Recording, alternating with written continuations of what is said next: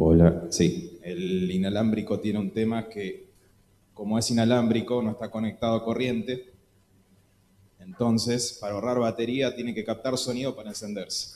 Por eso a veces se da un pequeño desfasaje. ¿Cómo están? ¿Bien? Bueno, me alegro. Como dijo Meli, estamos transmitiendo por internet a través de YouTube. De paso, vamos a hacer una pequeña propaganda. Formo parte de la comisión de multimedia, así que soy uno de los primeros interesados. Eh, si ustedes quieren, algún sábado que no se encuentren aquí o quieren comentarle a la gente qué es lo que hacemos acá, lo que tienen que hacer es, acá tenemos, no sé si tenemos el video, de que vamos haciendo publicidad, el que se va repitiendo. Eh, Buscan en YouTube Iglesia Adventista de Olivos y va a aparecer muchas cosas. Arriba de todo va a decir una opción, que es nuestro canal, que tiene un circulito, dice Olivos, como ven ahí, dice Iglesia de Olivos, demás. Y hay una opción que dice suscribirse. A diferencia de otras suscripciones de revistas, es gratuita. Simplemente pone suscribirse y al lado de suscribirse hay una campanita. ¿Y qué hacen las campanitas? Suenan. Entonces uno pone la opción de la campanita, entonces cada vez que se sube un nuevo video a nuestro canal, el celular te avisa. Entonces directamente ahí lo pueden ver. Es interesante ver que los días de sol tenemos menos gente que nos mira y los días de lluvia o de frío aumenta la cantidad de vistas.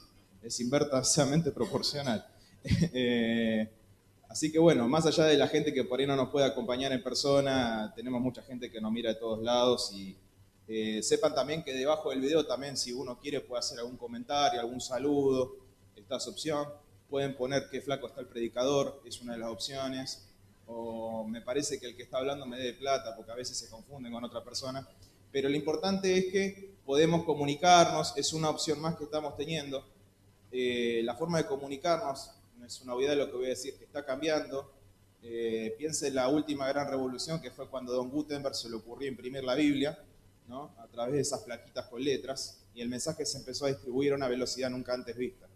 Hoy Internet, además de ser una herramienta para insultar personas o para dar nuestra opinión que a nadie le importa, es una herramienta también para predicar la palabra. Hay que aprovecharlo, exactamente. Hay que aprovecharlo. Como toda herramienta puede ser usada para el bien tanto como para el mal. Así que qué bien que lo podamos utilizar. De paso, un saludo a la gente que nos está con la transmisión. Antes con una persona, me acuerdo hace unos cuantos años cuando vino el Ivos, estaba Fabiano Chiuso en audio. Y estaba él que abría la iglesia y abría el audio y él alcanzaba para todo. Hoy por hoy mínimo hay 3 personas ahí arriba, todos los sábados. Todos los sábados para que esto se pueda ver, tanto aquí como desde sus casas. Bien, vamos a comenzar con el tema. Le agradezco a Alan en primer lugar por la invitación. Por supuesto, a veces los ancianos, para los que no saben, a veces abordan una temática por mes. Al igual que la meditación que estamos teniendo ahora en la meditación matinal, hay una temática mensual. Entonces, cuando Alan me dijo, bueno, para que le diga que sí, me lo tiró bien adelante en el tiempo, cosa que esas cosas que uno piensa que no llegan y llegan. Me dice, bueno, tenés el último sábado de enero y el tema de enero es Jesús. ¿De qué vamos a hablar si no es de Jesús? Es una temática muy amplia. Y cuando Alan me dijo, ¿vas a hablar de Jesús? Dije, pero hay un montón de cosas para hablar de Jesús. Y me acuerdo de un versículo que ustedes lo deben conocer, que es el último versículo del capítulo del libro de Juan. Si alguna vez escribo un libro, me gustaría tener esa capacidad de cerrar una historia como la cierra Juan. Es una belleza literaria impresionante. Juan 21-25, que dice algo impresionante, que dice, Jesús hizo también muchas otras cosas, tantas que si se escribiera cada una de ellas, pienso que los libros escritos no cabrían en el mundo entero. Es decir, las cosas que están en el libro son importantes, pero hizo tantas cosas Jesús que no cabrían en el libro. Un ministerio de 3 años y medio. Imagínense lo que va a ser la eternidad tratando de conocer más a nuestro Dios. Por supuesto, este es el último sábado del mes de enero. Hemos tenido grandes sermones este mes. Tuvimos 3 sermones anteriores. El primero del mes que tengo anotado es el sermón que dio Sabri Castro, no sé si se encuentra, que se llamó Cuentos del Salvador. Todo esto también lo pueden encontrar por YouTube, van quedando los temas, Cuentos del Salvador, que Sabri hizo algo que la verdad fue novedoso, que usó un PowerPoint y lo armó como conversaciones de WhatsApp. La verdad nunca había visto algo así, fue muy novedoso. Y el tema de ella se basó en su experiencia justamente en El Salvador. Y bueno, ahí me anoté lo que ella reflexionó hacia el final, que dice que Jesús no sea un cuento, sino una historia real en nuestras vidas. Por eso era el juego de Cuentos del Salvador. ¿Cuántas veces nosotros tenemos a Cristo como algo del pasado, algo que le pasó a alguien más y no lo tenemos como una experiencia personal? El siguiente sábado fue el del sermón de Oscar Tapia, que se tituló Adentro o afuera. El sermón en sí me anoté algunas ideas, que el sermón fue acerca de las conductas cristianas y la diferencia entre tradición y principio bíblico. No se basó tanto en Cristo, sino acerca de la vida cristiana, que nos afecta a todos. Si vamos a tener una adoración de labios o una adoración de corazón. A mí lo que me quedó ese sermón, la historia de los panchos, se las recomiendo. Lo buscan en YouTube, es impresionante. Y me quedé con una frase que dijo hacia el final que dice, vienen tiempos espeluznantes. Vienen tiempos espeluznantes, cierra Oscar. El sábado pasado, que fue el tercero, lo dio nuestro pastor Fernando Iriarte, que lo llamó al tema, me imagino que está más fresco porque está más cercano en el tiempo, se llamó Alabado seas. Alabado seas. El tema general fue acerca de la preparación para el tiempo del fin. Lo interesante de Alabado seas que creo que fue en latín o alguna variante de italiano, alabado seas se dice laudato si. Fernando hizo un estudio impresionante acerca de la encíclica del Papa Francisco. Hay que leer una encíclica. No, son textos, quizás uno lo escucha de nombre, pero leerlo es otra historia. Acerca de, bueno, lo que hablaba el Papa Francisco, acerca de lo que es uno de los problemas que estamos teniendo acerca del medio ambiente, ¿no? Y de cómo eso deriva a un conflicto espiritual. Estuve investigando un poquito acerca de eso. Al Papa no lo felicitaron mucho por esa encíclica. Básicamente porque la crítica fue hacia los países poderosos. Y cuando uno critica a los poderosos,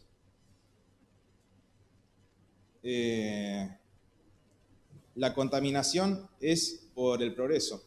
Les comento de paso que la comunidad internacional científica, buscando una idea o como se podría decir alguna cosa, una hipótesis que salvaguarde un poquito las maneras de la gente que tiene influencia, dice que el problema del medio ambiente no es un problema del progreso, de la tecnología, de la contaminación, sino otra cosa, que es acerca de cuánta cantidad de gente hay en el mundo. Si tuviéramos esta misma contaminación con menos personas, no sería un problema la contaminación. Por eso están en boga tanto el tema de control de población, controles anticonceptivos y leyes para el aborto. Todo esto para limitar la población. Esas son la discusión que va a dar para largo. Hay muchos autores que hablan de que para el año 2100 va a haber tanta gente que va a dejar de ser viable el mundo. Acerca de tanta gente que va a haber en el mundo y que consuma tantos recursos, va a dejar de ser viable. Es interesante, eso dicen los científicos. Pero más allá de todo esto, que fue una breve introducción, vamos a centrarnos en un versículo esta mañana, porque a la hora de acerca de hablar de Jesús, y ser un tema tan general, y un tema que cuando uno habla de Dios puede hablar acerca de prácticamente cualquier cosa, traté de pensar en algo que me genere vergüenza. Si voy a decir algo en la que todos coincidamos, capaz sería algo más fácil, más sencillo. Hay un escritor que se llama Nassim Taleb, que dice, cuando alguien se te acerca y te dice, qué inteligente que sos, seguramente sea porque dijiste algo que él también piensa. Así que cuando la gente los halague, cuidado. Si lo que voy a decir va a ser un qué lindo que habló, quizás porque simplemente es algo que ya pensamos. Así que traté de pensar algo que no pienso, algo que me genere vergüenza. Bien, vamos a ir al capítulo 9 del libro de Lucas. Si vamos a hablar de Jesús, qué mejor que a comenzar con los evangelios. Toda la Biblia sabemos que habla de Jesús, específicamente en los evangelios. Hay un texto que está en el libro de Juan, les comento. Juan 1:18, ese no lo busquen, se los voy a leer simplemente. Que dice que A Dios nadie lo ha visto nunca. El Hijo unigénito, que es Dios y que vive en unión íntima con el Padre, nos lo ha dado a conocer. En este versículo se basan muchos teólogos para decir, Dios nunca se ha manifestado de forma visible o física. Toda manifestación visible, toda manifestación física, siempre fue a través de Jesucristo. Por eso, teniendo en cuenta este versículo, nosotros podemos ver que Dios no es solo Jesús, no es solo un Jesús, un Dios del Nuevo Testamento, sino que es un Jesús que está a través de toda la historia. Cuando a Abraham se le presentaron unos visitantes, cuando Moisés pidió ver la espalda o alguna parte de Dios, que Dios lo puso en una hendidura y él que pudo ver la espalda y que se maravilló, todas esas son manifestaciones físicas de Dios, es decir, manifestaciones de Jesucristo. Bien, estamos en el capítulo 9 de Lucas, en el versículo 18. No sé qué versiones tendrán.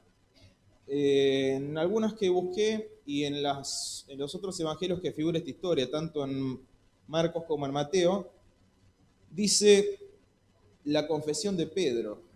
No sé qué título tendrán ustedes, que dice la confesión de Pedro. Es una historia muy conocida.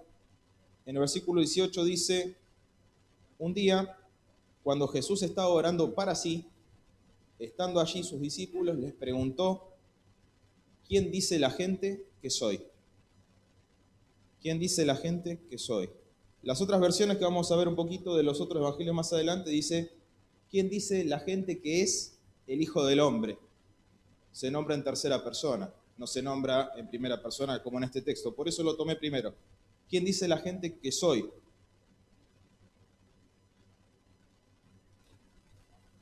Por supuesto sabemos lo que le responden los discípulos, que lo comparan con profetas del Antiguo Testamento, con Juan el Bautista.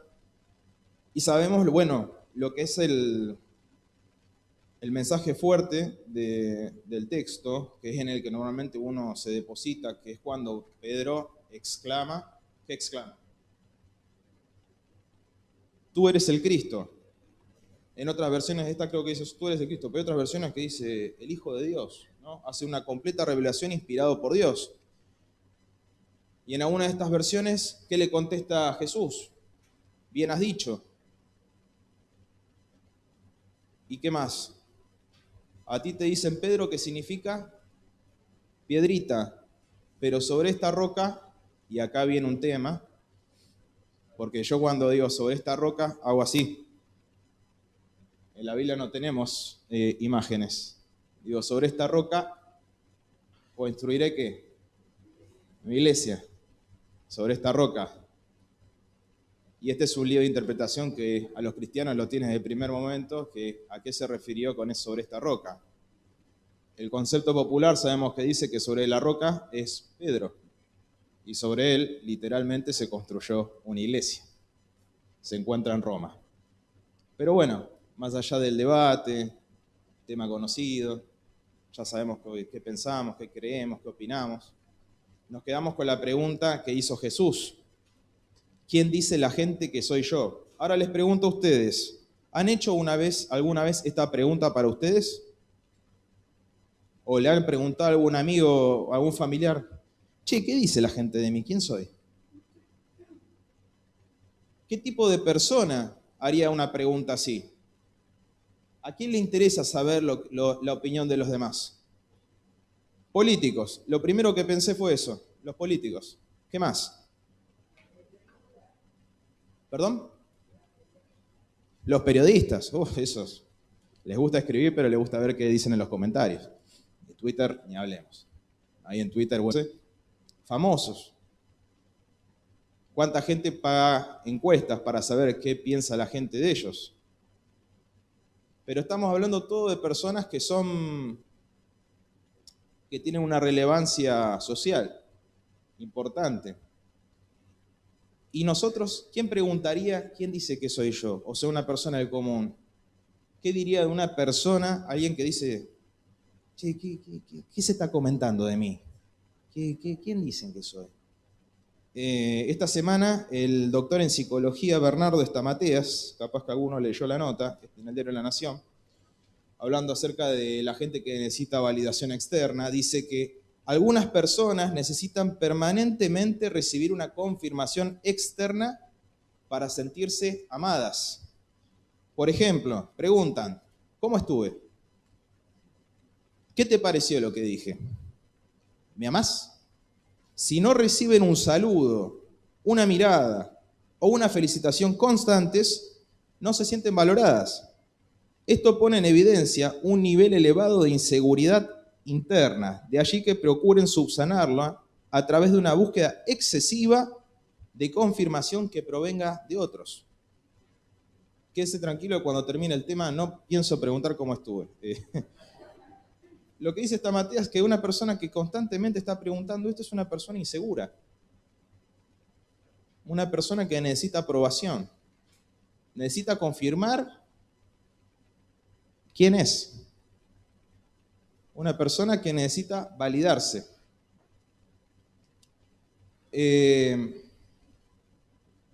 Por supuesto, estoy hablando acerca de nosotros. De Jesús sabemos que es Dios. Dudo que sea inseguro. Pero nosotros sí. Nosotros sí.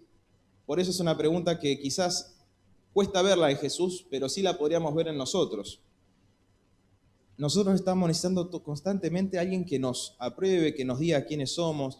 En estos tiempos que corren, se habla siempre mucho acerca de algo que es la identidad, ¿no? La identidad de saber quiénes somos, y esa identidad que, bueno, las definiciones lo dicen, que es una construcción de características, una imagen que tenemos nosotros mismos, que es nuestra autopercepción, y a la vez también lo que perciben los demás. De lo que perciben los demás y de lo que percibo yo construyo esa imagen de quién soy, de cómo me veo. Por eso cuando vienen personas que dicen que tienen problema de autoestima, que tienen baja autoestima, ¿qué significa? Que lo que ellos están viendo acerca de sí mismos está por debajo de lo que muestra la realidad. Y personas orgullosas que tienen sobreestima es que ven más cosas de las que en realidad muestra la realidad. Muchas veces para darnos cuenta de eso necesitamos de otra persona. Si estamos solos frente a un espejo, es difícil a veces tener ese nivel de autocrítica. Otro problema de identidad. Hoy recontra en boga. Identidad de género. Identidad de género. Lo que como yo me autopercibo no es lo que demás perciben, ni tampoco la biología. Pero más allá de la cuestión pasada que tuvimos el crimen de este chico en Tut, la falta de Estado, lo enferma que está nuestra sociedad, pero me quedo con algunas notas que hablaban acerca de jóvenes que necesitan confirmarse como hombres a través de la violencia. O sea, necesitan validarse a través de la violencia, a través de excesos de alcohol, a través de rituales de iniciación. Si no pasaste por eso es porque sos poco hombre. Quizás para ya algunos que tienen un par de años más y otros todavía más, ven esto y dicen, qué pavada, pero para un chico de 20 años que todavía está formando su mente, es algo muy importante. Por eso estas cuestiones, si bien fue algo muy choqueante, no es un hecho aislado. En los diarios ustedes habrán visto las noticias que, bueno, abundaban acerca de eso. Pero volviendo al tema de la identidad y lo que es la construcción, disculpen que acá voy a hacer mi capítulo filosófico. Siempre filosofía, si hay un apellido alemán, va bien, ¿no? Les gusta pensar a los alemanes. Aparte tienen esa cuestión de armar palabras que son larguísimas, que son un concepto, ¿no? Nosotros usamos las palabras para una cosa, los alemanes a través de una palabra te arman un concepto. Hay un filósofo que se llama Martin Heidegger, hablando acerca de lo que es la identidad, dijo algo que es una obviedad. Dijo que A es igual a A. Me gustaría ponerse un examen de matemática a ver qué me dice el profesor. A es igual a A. Eso es lo que se llama, este descubrimiento, que se dice una tautología, que es una obviedad que no te suma nada nuevo en el mundo, es decir, no puedes concluir nada de eso. Pero como es alemán y le gustan las palabras, Heidegger sí lo usó para descubrir algo, que sigue con un razonamiento que viene acerca de los distintos filósofos griegos, Parménides, Platón, y que dice, cada ente, cada cosa es idéntico a sí mismo.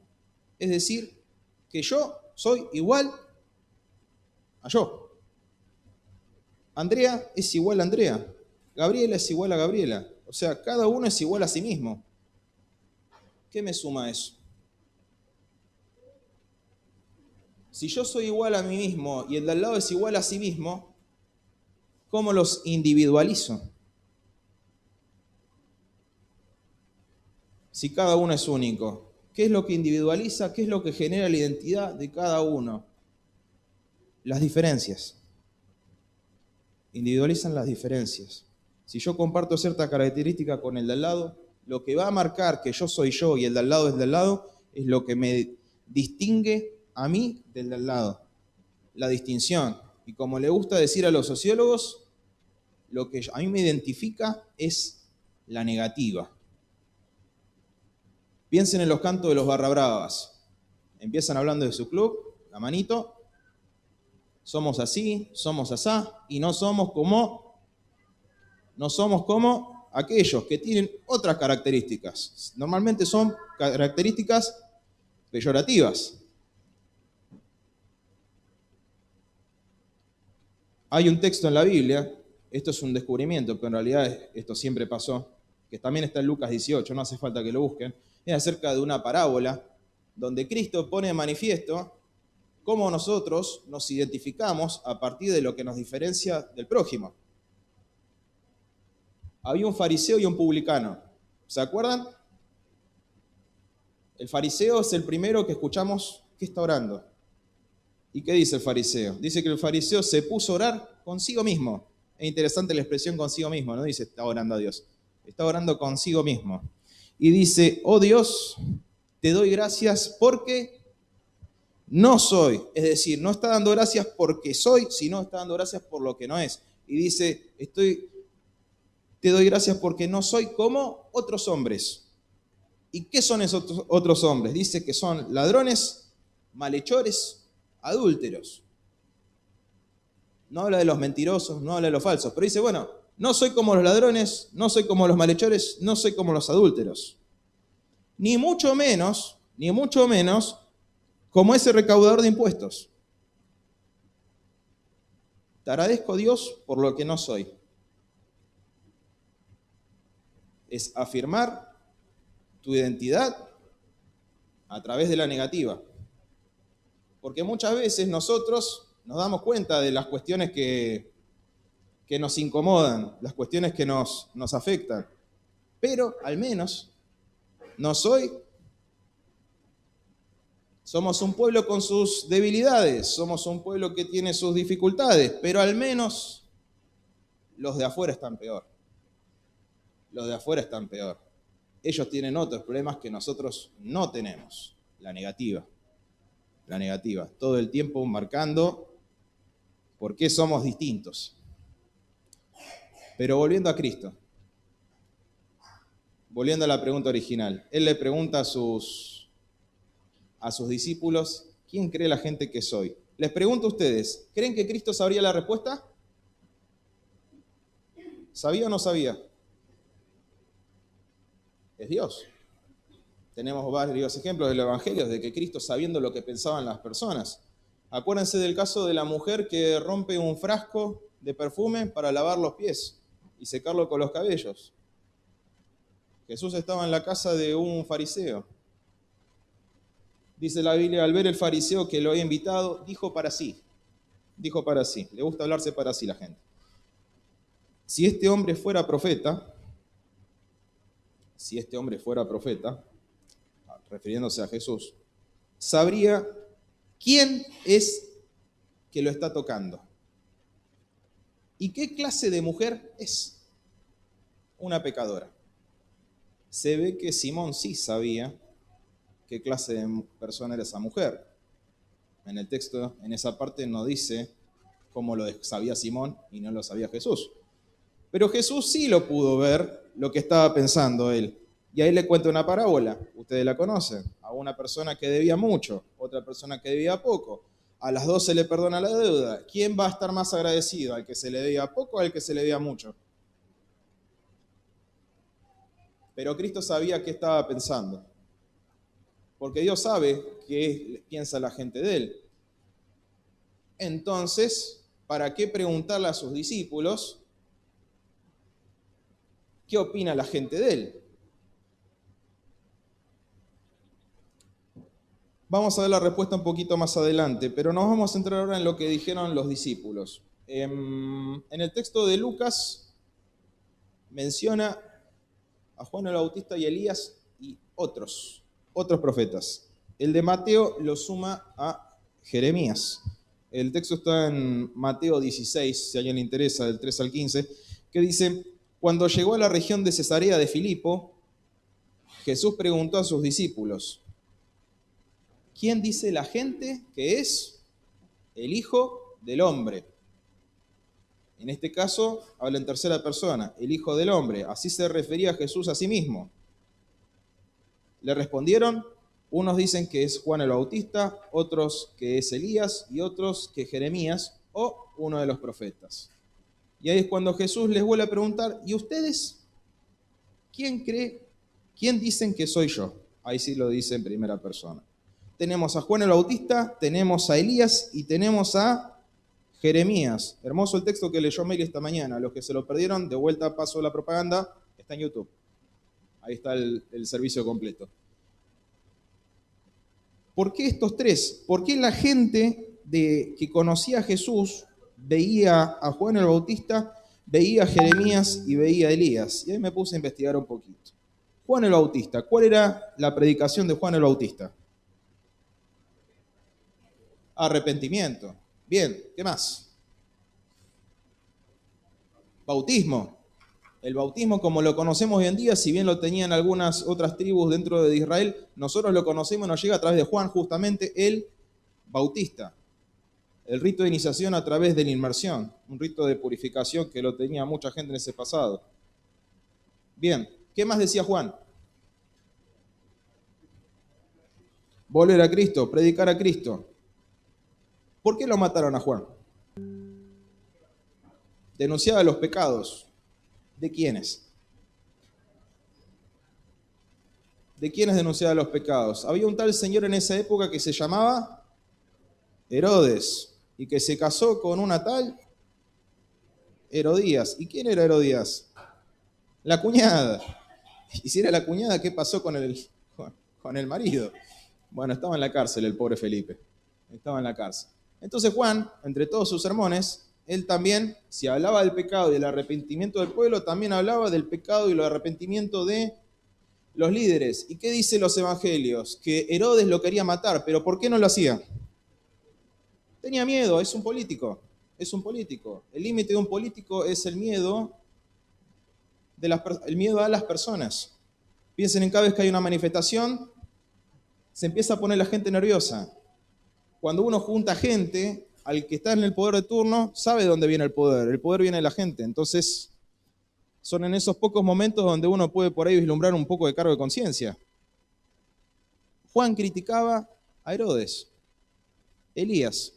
¿Qué sabemos de Elías? ¿Qué hacía Elías? Sabemos que se fue en una carroza de fuego, sabemos acerca de su manto, sabemos que Dios se manifestaba de forma muy visible, muy poderosa a través de él. Elías hizo a través de Dios descender fuego del cielo. Una manifestación del poder de Dios que nunca se había visto. ¿Qué había pasado en Israel en ese momento? No llovía. ¿Y a quién iban las palabras que normalmente dirigía Elías? Iba a un lindo matrimonio. Acab y Jezabel. Dos delincuentes dignos de las historias de los hermanos Grimm. Si uno piensa en esos reyes malos, Acab y Jezabel, hasta el nombre suena a Jezabel, suena como... Elías se quejaba, Elías criticaba, Elías hablaba en contra de sus líderes. Por supuesto, a través de inspiración divina. Pero eso no lo veían los reyes. Jeremías. ¿Qué dijo Meli hoy? ¿Qué le pasa al pobre Jeremías? Lloraba. Jeremías lloraba. Uno a veces en la cabeza le van quedando imágenes acerca de personajes. Moisés me lo imagino con barba. Me lo imagino a Charlton Heston en realidad, por la película. En algún momento de mi vida vi una película de Jeremías, no la recuerdo, pero me acuerdo de Jeremías tirado en un pozo lleno de barro y medio llorando y quejándose y la gente mirándolo de arriba. Esa es mi imagen de Jeremías.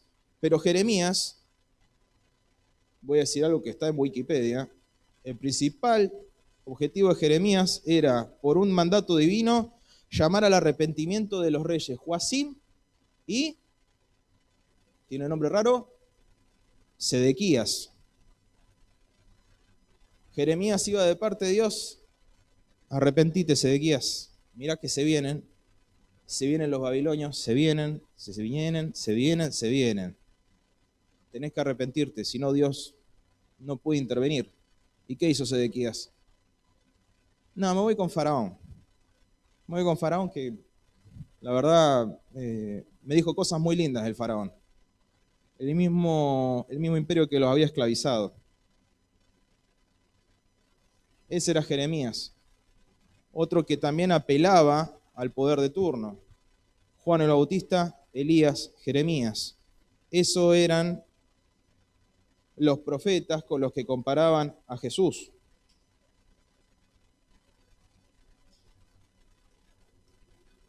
Les voy a dar un detalle que es algo histórico. La Biblia no habla acerca de ciertos contextos, pero a través de ciertos cronistas de la época, el más conocido Flavio Josefo, si uno quiere leer acerca de la destrucción de Jerusalén y ver detalles escalofriantes y ver cómo se cumplió la profecía de Jesús acerca del momento que iban a tener que huir, tiene que hacerlo con el libro de Flavio Josefo. Pero Flavio Josefo además habló, era un judío, seguramente sirviente de algún romano de nombre Flavio, por eso Flavio Josefo, nos dice que cuáles eran los Mesías en plural conocidos de la época. El pueblo de Israel históricamente estuvo esperando al Mesías. ¿Y cómo tenía que ser el Mesías? Y depende a quién le preguntes. Cada uno tenía su propia idea de Mesías. Ya lo vimos en el texto que para uno era Juan el Bautista, Jesús, para algunos era Elías y para el otro era Jeremías. De acuerdo a lo que uno estaba esperando es lo que uno ve. Eso se llama proyección. Entonces, en la época de Cristo teníamos varios Mesías. Uno de los conocidos se llamaba Ezequías, el jefe de los bandoleros. Otro Judas, no Iscariote, Judas el Galileo, también de Galilea. Simón de Perea, Astronges el pastor, Menahem, no es el actor que conocido también apellido, Menahem.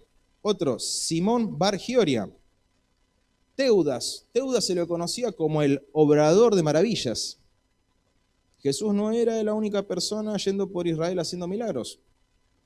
Hay otros que directamente ni nombre tienen la nacionalidad. A uno le decían el egipcio. Si uno va a Hechos, a Pablo en un momento que se genera un tumulto en Jerusalén lo confunden con el egipcio. Creo que está en el capítulo 21 de Hechos. Hay otro que le dicen el samaritano. No el samaritano de la parábola. No era buen samaritano, era el samaritano. Y hay otro que incluso se llamaba Jesús. Jesús ben Ananías. Todos estos, según la historia, eran más populares en su momento que Jesucristo. Porque ¿qué hacían estos mesías? ¿Y por qué la gente los seguía? Porque ellos intentaban sacarse de encima el yugo de Roma. ¿Para qué va a estar el Mesías? Uno repasa las profecías. Vayan a Zacarías. Es impresionante. Todo el tiempo hablaban acerca de que Israel jamás iba a estar de vuelta cautiva. ¿Y entonces qué estaba pasando? No era lo que Dios quería para su pueblo, que estuvieran esclavos, que estuvieran sometidos por un imperio, por un poder ajeno. Entonces sí o sí se iba a tener que manifestar a alguien. Y mucha gente se hizo cargo de esa manifestación. Y por eso mucha gente lo seguía. ¿Y Jesús? ¿Qué decía acerca del poder Jesús? ¿Cuántas veces lo vinieron a probar? ¿A quién le tengo que pagar los impuestos? Lo pusieron a prueba. ¿Quién está en la cara de la moneda? Mi reino no es de este mundo. Todas las parábolas empiezan de la misma manera, porque el reino de los cielos es semejante. El reino de los cielos, vino a predicar el reino de los cielos. Incluso los mismos discípulos tenían sus dudas. Eso era lo que veía la gente en Jesús. Y por eso, para ese momento, lo dijo Oscar Tapia en su sermón, si no lo escucharon está en YouTube, Jesús estaba perdiendo seguidores. Jesús estaba perdiendo seguidores. Jesús estaba perdiendo popularidad. Porque había gente que tenía discursos más atractivos a lo que querían escuchar. Era gente que pensaban como uno. ¿Recuerdan la frase que les dije? Ah, sos inteligente. Sí, si pienso como vos me van a considerar inteligente. A la gente le pasa lo mismo. Buscaba gente que manifestara sus deseos. Sus deseos más profundos eran sacarse el yugo de Roma. Y Jesús no predicaba eso. Jesús predicaba otra cosa. Bien, eso ya vimos ahora cómo lo veían la gente. Sabemos cómo lo veían los discípulos, porque a continuación Pedro le dice, Jesús, tú eres el Cristo, el Hijo de Dios. Pedro sí era el primero en hablar, pero los que lo seguían a él sabían quién era Jesús. Quizás no comprendían todavía qué iba a hacer. Justamente por eso Jesús les preguntó. Ahora la pregunta es, ¿cómo Jesús se definía a sí mismo? ¿Cómo se nombraba Jesús? Soy el Hijo de Dios, acá estoy. ¿Qué pasaba cuando alguien lo reconocía? ¡Jesús! ¿Qué necesitas? Bueno, te ayudo. ¿Qué tenés que hacer? No digas nada. No digas nada. Nosotros con el diario de lunes sabemos lo que dice, que era porque todavía no era la hora de cumplimiento. Pero imagínense qué clase de Mesías iba a pedir que no lo manden al frente. No tiene ningún sentido. Jesús cuando hablaba de él se refería de una manera, que la mencionamos en uno de los textos. Era el Hijo de Dios. No era... ¿Cómo? ¿Pero no era el Hijo de Dios? Este es un debate teológico, ya muchos saben la respuesta, de por qué Jesús se nombraba el Hijo de Dios, el Hijo del Hombre, perdón, el Hijo del Hombre. Solo en 2 partes más se menciona la expresión el Hijo del Hombre. Pablo, con todas las cartas que escribió, jamás lo nombró a Jesús como el Hijo del Hombre. Gran parte de la extensión del Nuevo Testamento son textos de Pablo, jamás se refirió a Jesús como el Hijo del Hombre. El que sí se refirió a Jesús como el Hijo del Hombre fue Esteban. Terminó de decir eso y lo apedrearon. Entonces, el judío de la época tiene que haber entendido, al menos los leídos, de por qué él se nombraba el Hijo del Hombre. Es un código. La respuesta, como muchos saben, está en Daniel. Daniel, el capítulo 7, me imagino que en algunos sábados lo vamos a estudiar. Daniel 7, versículo 13, la visión de Daniel, que dice, miraba yo en la visión de la noche, y he aquí, con las nubes de los cielos, venía uno como un hijo de hombre. En las versiones más actuales no está esta expresión. En la versión nueva, en la versión internacional, dice uno semejante a hombre.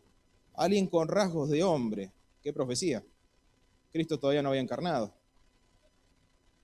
Hoy por hoy es una obviedad, pero en ese momento piensen lo que vio Daniel. Uno semejante a un hijo de un hombre. Alguien semejante a un hombre. Que vino hasta el anciano de días y le hicieron acercarse delante de él.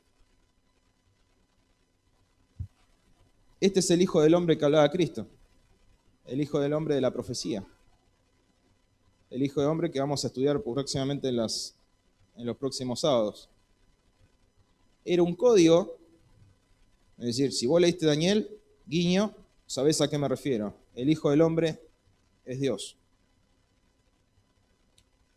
Pero bueno, avanzando. Marcos capítulo 14.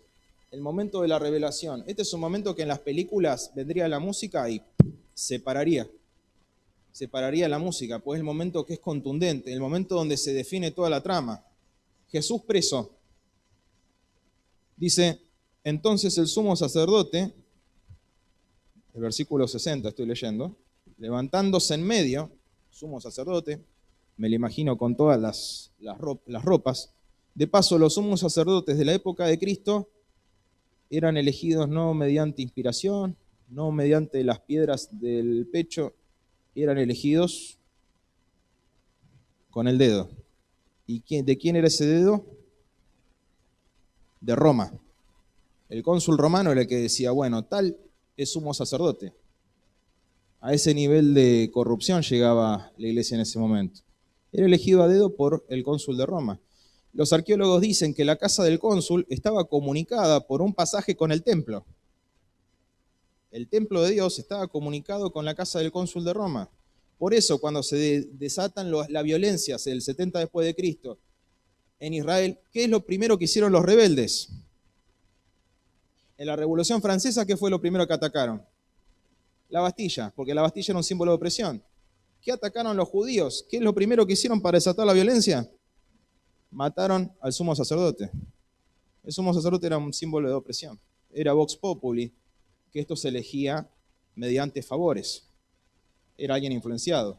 Por eso cuando leemos que los sacerdotes presionaron al cónsul para que lo crucificaran a Cristo, decimos, ¿cómo puede ser que tengan tanta influencia unos sacerdotes con respecto al poder de turno?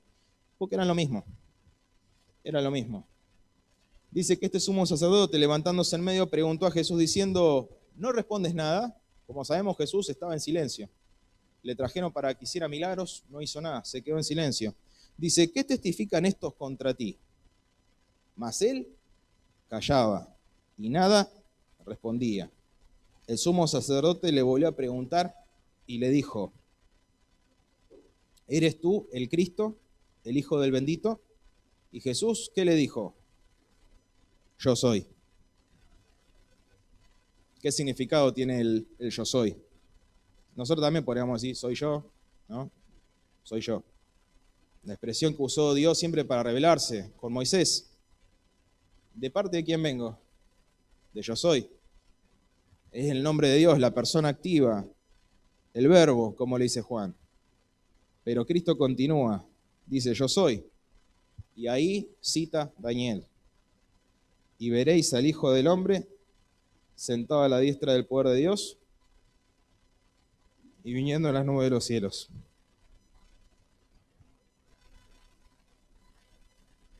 ¿Tienes un poquito de agua? La garganta a veces traiciona, las emociones también. Gracias. Bien, continuamos. Si yo soy el Hijo del Hombre, sabía quiénes eran, sabía que los discípulos sabían quiénes eran, sabía lo que la gente pensaba de él y sabía cuándo se iba a revelar y sabíamos que nosotros íbamos a leer estos textos. ¿Por qué? De vuelta a preguntarle eso a sus discípulos. La respuesta está en el deseo de toda la gente del capítulo 45. ¿Qué estaba pasando en ese momento? Dice, el capítulo se llama Preparaciones para la cruz. O sea, Cristo estaba haciendo preparativos para la cruz. Eso es lo que dice el título. Dice, Jesús y sus discípulos habían llegado a uno de los pueblos que rodeaban a Cesarea de Filipos. Estaban fuera de los límites de Galilea, en una región donde prevalecía la idolatría. Es decir, Cristo se movía en círculos. Sabemos que... Gracias, Carlitos, te agradezco. Sabemos que de las regiones que se movía Jesús, había muchos paganos, había muchos idólatras y gente pobre. Recién hacia el final del ministerio decide ir a Jerusalén. ¿Y qué pasó en Jerusalén? Murió. Así duró. Allí se encontraban los discípulos apartados de la influencia predominante del judaísmo y relacionados más íntimamente con el culto pagano. En derredor de sí veían representadas las formas de la superstición que existían en todas partes del mundo. Si vos querías moverte y ver cómo era el mundo, tenías que moverte por las regiones que se movía Jesús. No estaba aislado. Jesús deseaba que la contemplación de estas cosas los indujese a sentir su responsabilidad hacia los paganos. Durante su estada en dicha región, trató de sustraerse a la tarea de enseñar a la gente a fin de dedicarse más plenamente a sus discípulos. Estaba preparando lo que venía. Iba a hablarles de los sufrimientos que la guardaban, pero primero se apartó solo y rogó a Dios que sus corazones fuesen preparados para recibir sus palabras. Al reunírseles, no les comunicó enseguida lo que desea impartirles. Por eso la pregunta. Antes de hacerlo, les dio una oportunidad de confesar su fe en Él para que pudiesen ser fortalecidos para la prueba venidera. Preguntó, ¿quién dice los hombres que es el Hijo de los hombres? Con tristeza los discípulos se vieron obligados a confesar que Israel no sabía reconocer a su Mesías. El pueblo no lo reconocía. En verdad, al ver sus milagros, algunos le habían declarado hijo de David. Las multitudes que habían sido alimentadas en Betsaida habían deseado proclamarle rey de Israel. Muchos estaban listos para aceptarle como profeta. Juan el Bautista, Elías, Jeremías. Termina el texto, pero no creían que fuese el Mesías, porque ese Mesías no coincidía con la idea que tenían ellos de Mesías. Este era el pueblo elegido. Ya estudiamos un poco acerca de lo que es la hora avanza. Me encanta hablar y me doy cuenta que el reloj se mueve. Esta es la concepción que tenían acerca de los judíos de Dios, y por eso Cristo hace esa pregunta de ¿por qué piensan los hombres de mí? ¿A quién ven? Veían a muchas cosas, pero no veían a Dios. Por suerte este mensaje no es actual, ¿no? Pensar en Jesús y no ver a Dios. Cualquier coincidencia con la realidad, mera casualidad. Ahora, vamos a llevarlo un poquito hacia nosotros y les voy a hacer una pregunta que es, ¿cómo me defino? ¿Cómo te definís? ¿Qué dice la gente de vos? La resumo. Me gusta la filosofía, perdón. Me agarra estos momentos de Mariano Grondona. ¿Qué sos? ¿Quién sos? ¿Quién sos? Hay una película, capaz muchos la vieron, Jack Nicholson, que hace de psicólogo de Adam Sandler, muy buena película, en la que Jack Nicholson es el psicólogo y lo busca sacarlo de quicio, porque él tenía un problema de ira, Adam Sandler, por eso se llama Locos de Ira, en inglés manejo de ira, porque cuando en Estados Unidos se ve que tenés algún problema o sos un violento, te mandan a un psicólogo para que aprendas a manejar la ira. Entonces este psicólogo le dice, decime, ¿quién sos? ¿Quién sos? Y él dice, bueno, soy tal. No, ese es tu nombre. ¿Quién sos? Bueno, yo trabajo. No, me estás diciendo en qué trabajás. ¿Quién sos? Bueno, no, eso es lo que vos estás sintiendo. Bueno, termina mal porque no hay manera de responder eso. ¿A qué quiero ir con esto? Es difícil definirse, pero es importante definirse. Y acá vamos a entrar hacia la parte final, porque es importante saber quiénes somos y quiénes piensan los demás de nosotros. Por más que la psicología moderna y todo apunta a que vos tenés que ser como sos, no importa qué piensen los demás de vos. Es importante, si no nos pondríamos mal cuando nos critican. Piensen en las redes sociales, ahí cuando se la agarran con alguien, cómo se tiene que defender, horrible. Porque es importante quiénes somos, porque les voy a decir algo, quién sos es más importante que lo que decís. ¿Quién sos? Es más importante que lo que decís. Ya sé, hubo muchos sermones acerca de lo que uno predica es el testimonio y es real. Pero vamos un poquito más allá de eso. ¿A cuántos les gustan los debates presidenciales?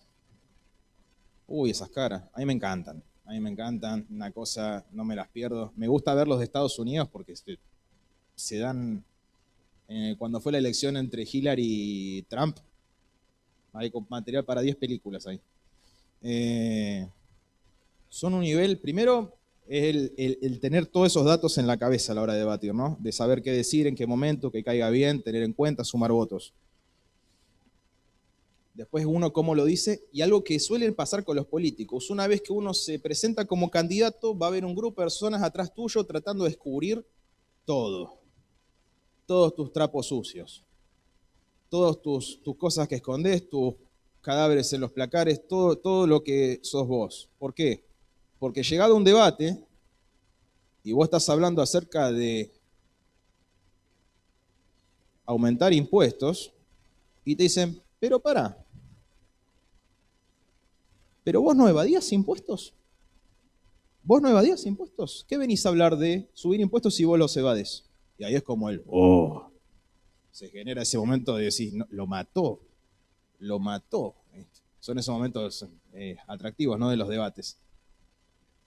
Eso tiene un nombre.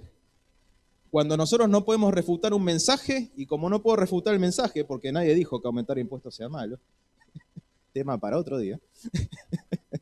Chiste, sino acerca de la diferencia entre lo que uno dice y lo que uno hace. Eso se lo conoce con nombre de falacia. Una falacia significa algo que no necesariamente es real, porque nadie habló del mensaje que es malo, sino acerca que no coincide con el que lo dice. Ese tipo de falacias, que es una estrategia en la argumentación, se llama falacia ad hominem. Y los que saben latín me van a decir la respuesta. Yo lo tuve que buscar. Ad hominem significa contra el hombre, es decir, mi ataque no va al mensaje, mi ataque va hacia el que lo dijo. Eso es una falacia. Pero igual, por más que uno sepa que es una falacia, por más que uno sepa que no necesariamente tiene que ver con el mensaje, cuando uno ve ese tipo de argumentaciones, es cuando empieza a dudar y a cambiar de opinión. Es fácil atacar al mensajero, no tanto al mensaje. Por eso, como cristianos, muchas veces cuando hablan mal de los religiosos, ¿qué dicen? ¿Ustedes qué hablan? Si son aquellos, si hicieron aquello, si no miran esto, si no tienen conciencia social, si son unos insensibles, unos conservadores, todo cosas de cómo son, no el mensaje, al hombre. Critican al hombre. Como también lo criticaban a Cristo. Como cuando los fariseos decían, ¿no es este? Cuando escuchaban, ¿no es este el hijo de María? Que para un judío varón era un insulto terrible, que lo nombraran por la madre y no por el padre, ¿no? Dijeron, ¿no es este el hijo de José? Se refirieron a decir, ¿no es este el hijo de María? Porque con eso decían que Jesús no tenía padre. O sea que su madre era una cualquiera. Flor de insulto, ¿no? Que le digan a la madre uno algo así. Atacaban al mensajero, no al mensaje. Les voy a contar una anécdota para ejemplificarlo más. Hago un breve ejercicio.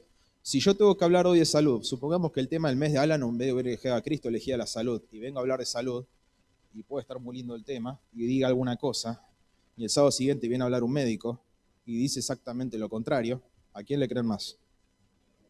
Al médico. Yo también, ¿eh? Primero porque conoce, tiene experiencia, tiene títulos, trabaja de eso. Esa me encanta. ¿Cómo lo hace? Trabaja de eso. O sea, es la mejor excusa. Trabaja de eso. Y por supuesto, la experiencia hace el conocimiento. Pero no vamos por la experiencia, no vamos por el testimonio, sino acerca del mensaje. Lo que varía es el que lo dice. Les cuento una anécdota. Justo, Julie, ¿qué tal? Hace algunos años estábamos en casa almorzando, estaban mis papás que están acá, estaba Andrea, estaba Julie, y se dio un llamado muy terrible en el que a Julieta le avisaron que le habían sustraído su tarjeta de débito y le habían sacado plata. Mucha plata, mucha plata. Imagínense, uno el sábado de la tarde está haciendo la digestión, ¿no? Está recostado en la silla. Soy una situación terrible, llamados, porque obviamente de la nada te dicen, che, la plata que vos tenías en tu cuenta no está, alguien la gastó. ¿Pero cómo la gastó? Y mi tarjeta no la tengo. Situación horrible. Así que bueno, tarde de llantos, terrible. No míos, claro. Pero bueno, a veces uno intenta solucionar las cosas o de bajar las cosas, entonces le digo, Juli, lo importante es que llames a Banelco, no al banco. Vieron que el que tuvo perdido tarjetas, uno pierde una tarjeta, llama al banco. ¿Y al banco qué le dicen? Si tuviste problema con Visa, llama a Visa. Si tuviste problema con Mastercard, ¿a quién llamás? Mastercard. Si tuviste problema con el débito, Banelco. Y te dejan así, ¿viste? Un indefenso. Entonces le digo, Juli, lo que vos tenés que hacer no es llamar al banco, es llamar a Banelco. Ellos te van a reponer la plata, porque ellos después investigan, hacen un cruzado, ven que los tickets no están firmados. El problema lo va a tener el comercio que aceptó esa compra, no vos. A vos te van a reintegrar la plata, va a tardar poco. Bueno, no hubo caso. A todo esto llegó la salvadora, Sabrina Castro. No sé si está Sabrina. Lo voy a estar viendo por internet. Entonces, Sabrina es alguien, les cuento, que aparte de estar en El Salvador y tener una gran experiencia en el mundo, tiene experiencia en perder tarjetas. Las perdió todas. Si se te rompió un teléfono, sabe dónde repararlo, todo. Es una persona que... Entonces, entra Sabrina, la ve llorando a Julie y le dice, no te preocupes, llama a Banelco que ellos te reponen la plata. El problema lo va a tener el comerciante. Las mismas palabras que dije. Las mismas palabras. Y en ese momento se detuvo el llanto y Julie dijo, bueno. ¿Cuál era el problema? El mensajero. Yo lo sabía de teoría, no lo sabía de práctica. El mensaje era el mismo. Uno escucha al mensajero que tiene validado. El problema no es el mensaje, el problema soy yo. Y acá vamos a entrar a la parte final, prometo que estoy terminando. También estoy en escuela sabática y sé que cuando nos demoramos en el sermón genera nervios. Ya termino.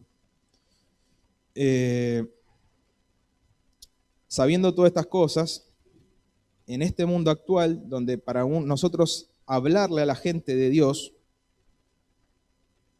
muchas veces, y ahora sí hablo de mi caso, me da vergüenza. El mundo actual se basa en lo evidente, en lo científico, en lo demostrable. Nosotros también, no estamos ajenos a eso. Nosotros escuchamos algo que nos hace ruido, tráeme pruebas. De la nada, no.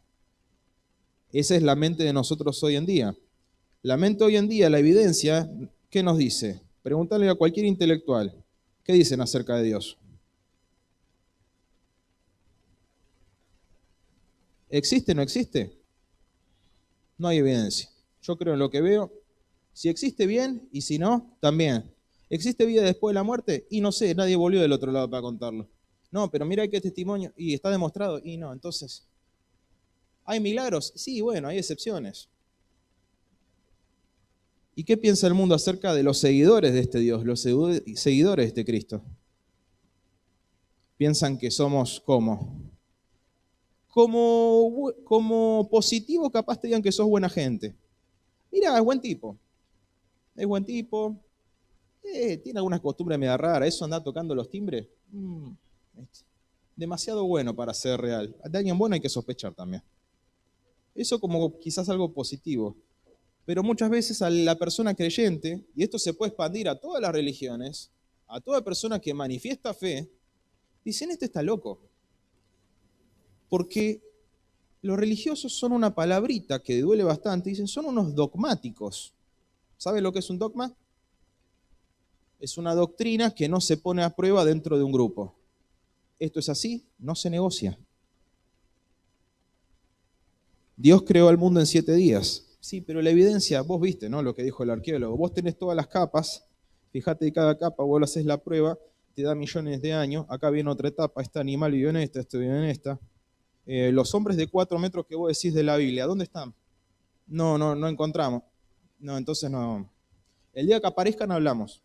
La evidencia por ahora me dice que fue un proceso de millones de años, un proceso de evolución, y cada vez sentimos vergüenza, porque estamos yendo en contra de la corriente.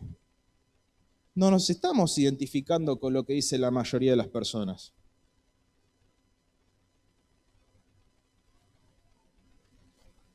Somos conservadores, insensibles. Todo eso dice el mundo. Dentro de nuestro contexto, bueno, uno sabe, uno no duda de Dios. Y yo creo que nadie está dudando de Dios, pero estamos dudando de quién. De nosotros. ¿Qué estarán viendo los vecinos en mí? ¿Qué estarán viendo si coincide lo que él hace con lo que dice? Todo el tiempo nos sentimos como en la mirada. Este sermón se está transmitiendo en YouTube. Yo no sé quién lo va a mirar. El día de mañana, dentro de 20 años, tengo una entrevista laboral, tengo una charla, me dicen, che, pero vos te acordás, ¿sabés lo que dijiste? ¿Pensás eso? Estamos expuestos. Todos estamos expuestos. Otro día quizás podamos hablar acerca de los dogmas de la ciencia que los tiene. Los tiene. No es algo que solo se queda a los religiosos. Pero lo importante es acerca de lo que quiero hablar, acerca de la inseguridad. Quizás no tengas dudas de quién es Dios. Quizás no tengas dudas de lo que puede hacer. Tengas fe. Pero a la hora de hablar con alguien, con un familiar, dice, che, ¿y qué haces vos ahí? A ver, ¿qué te distingue a vos de otros cristianos? ¿Qué te distingue? No, nosotros los sábados vamos a la iglesia y hablamos de la venida de Cristo. ¿Y cuándo viene? Y pronto. Me acuerdo todavía cuando un diputado comparó el movimiento peronista con los adventistas. Lo dijo en TN. Dijo, crítico del peronismo, por supuesto, dijo que el peronismo es algo que se promete y nunca se cumple, dice, como el Jesucristo de los adventistas, lo dijo así. Porque prometen un Cristo que va a venir, nunca viene. TN a dos voces. Eso es lo que piensa la gente. Quizás como bueno, quizás digan, bueno, son los que hacen esas galletitas ricas que son sanas. Eso es lo que la gente ve de nosotros, en el mejor de los casos. Para terminar voy a hablar con un ejemplo bíblico de acerca de uno de mis personajes favoritos, que no es Charlton Heston, es Moisés. Moisés estaba en el desierto, la historia ya la conocemos, zarza ardiente, la voz que le dice, quítate el calzado porque la tierra que estás pisando es santa. Y Dios le dice, ciertamente he visto la opresión que sufre mi pueblo en Egipto. Los he escuchado quejarse de sus capataces y conozco bien sus penurias. Así que he descendido para librarlos del poder de los egipcios y sacarlos de ese país para llevarlos a una tierra buena y espaciosa, tierra donde abundan la leche y la miel. Me refiero al país de los cananeos, hititas, amorreos, fereceos, todos los demás. Han llegado a mí los gritos desesperados de los israelitas y he visto también cómo los oprimen los egipcios, los mismos egipcios que después Sedequías quiso acudir. Dice, así que disponte a partir. Voy a enviarte al faraón para que saques de Egipto a los israelitas, que son mi pueblo. Y ahí Moisés dijo, zarza ardiente que no se quema, voz potente que me hizo un plan, tengo toda la evidencia que necesito. ¿Dijo eso Moisés? Pero Moisés le dijo a Dios, ¿y quién soy yo para presentarme al faraón y sacar de Egipto a los israelitas? ¿No tenés otro? ¿Quién? ¿Vos me viste? ¿Sabés quién soy? ¿Quién soy yo? ¿Y qué le responde Dios? Bueno, vos sos Moisés. Vos sos Moisés. Es importante que afirmes tu identidad, porque la identidad es una construcción entre lo que vos ves y lo demás ven. ¿Le dijo eso? No. Le dice, yo estoy contigo. Le respondió, me encanta Dios porque responde cualquier cosa. Yo estoy contigo, no importa quién sos. Yo estoy contigo. Y te voy a dar una señal de quién soy yo quien te envía. Cuando haya sacado de Egipto a mi pueblo, todos ustedes me rendirán culto en esta montaña. Pero Moisés insistió. Me encanta esta versión porque es un diálogo tan actual. Empieza con un supongamos. Dios, supongamos que me presento a los israelitas y les digo. Me encanta porque Moisés se pensó toda la situación en su mente. Dice, me lo imagino hasta actuándolo. El Dios de sus antepasados me ha enviado a ustedes. Ahora, ¿qué les respondo si me preguntan, ¿y cómo se llama ese Dios? Nosotros sabemos la respuesta. Tenemos el final. Yo soy el que soy. Me acuerdo esa voz potente de las películas. En inglés suena más importante. Yo soy el que soy. Una persona, un ente, el ser más poderoso del universo, el creador, que es un ser vivo, existente, vive, vivió y va a seguir viviendo. Abarca todo. Y esto es lo que tienes que decirle a los israelitas. Yo soy, me ha enviado a ustedes. Y ahí a Moisés se le terminaron las dudas. ¿Se le terminaron las dudas? Ahí Dios, como con tantos, tuvo que empezar a convencer. Qué Dios de amor, pues otro dice, no, flaco, si me dudaste acá, te estoy mostrando la zarza, te hablo así, te estoy diciendo todo el pasado y no crees, me busco otro. Next. No. Dios le da pruebas, le da su vara, la tira al suelo, le muestra la mano, se llena de lepra, toda historia conocida. Y Moisés volvió a preguntar, ¿y qué hago si no me hacen caso ni no me creen? ¿Qué hago si me dicen, el Señor no se te ha aparecido? Los israelitas eran como nosotros ahora, y está bien, yo te creo que vos creés eso, yo te creo, vos lo viste, está bien, pero ¿lo viste?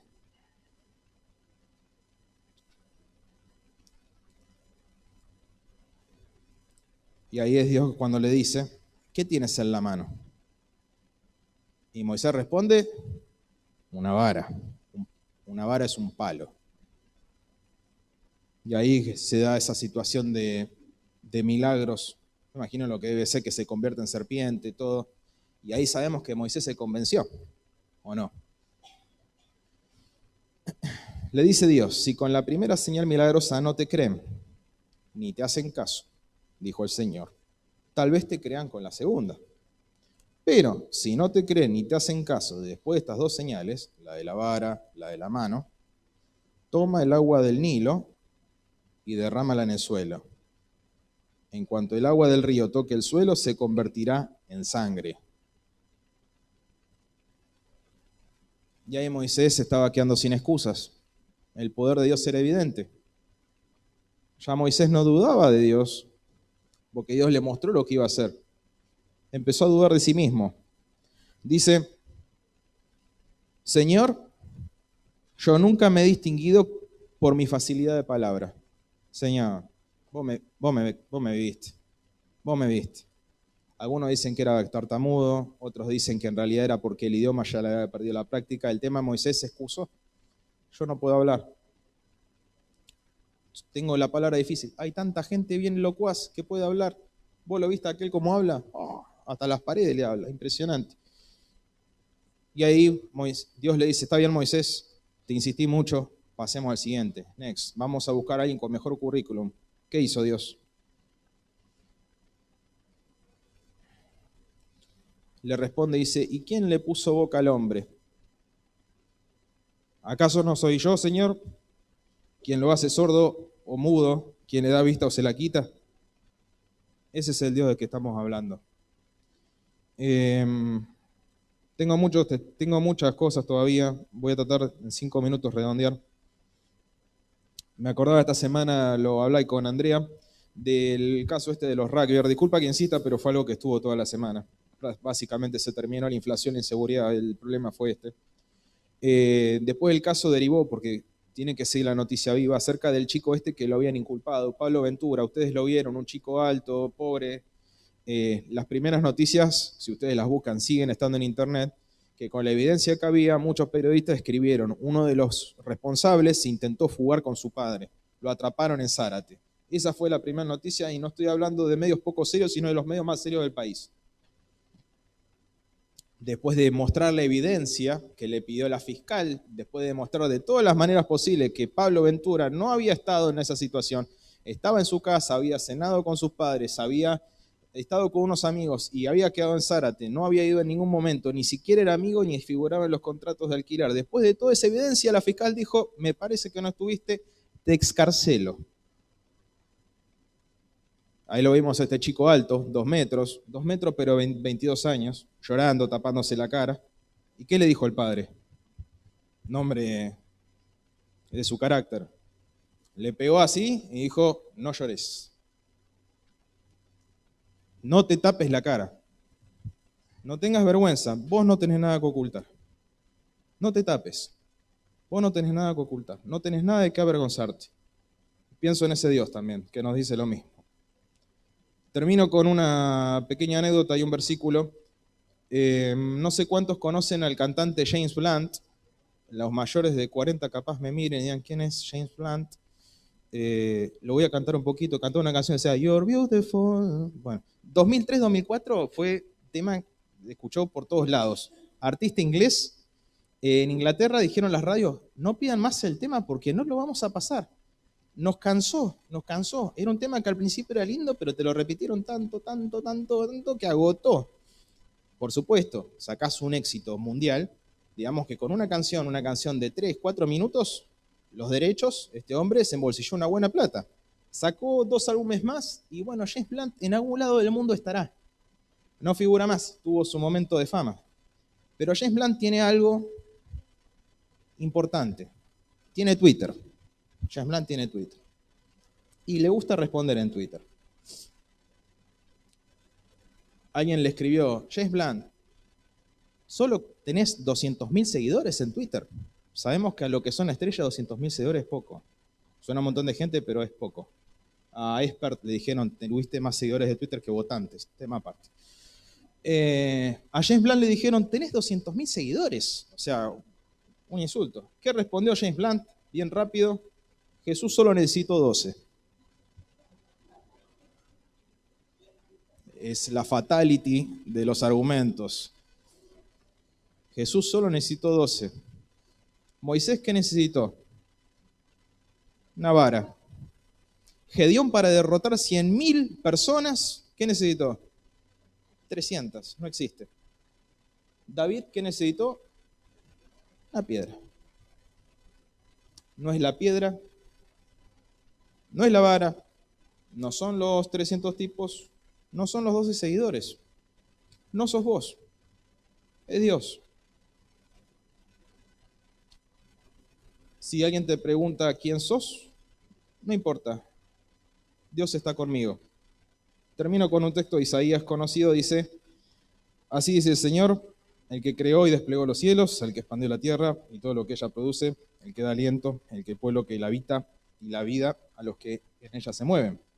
Yo, el Señor, te he llamado, en justicia te he tomado de la mano, yo te formé, yo te constituí, como pacto para el pueblo, como luz para las naciones, para abrir los ojos de los ciegos, para librar de la cárcel a los presos y del calabozo a los que habitan en las tinieblas. Yo soy el Señor, ese es mi nombre. No entrego a otros mi gloria ni mi alabanza a los ídolos. Las cosas pasadas se han cumplido y ahora anuncio cosas nuevas. Las anuncio antes de que sucedan. Amén.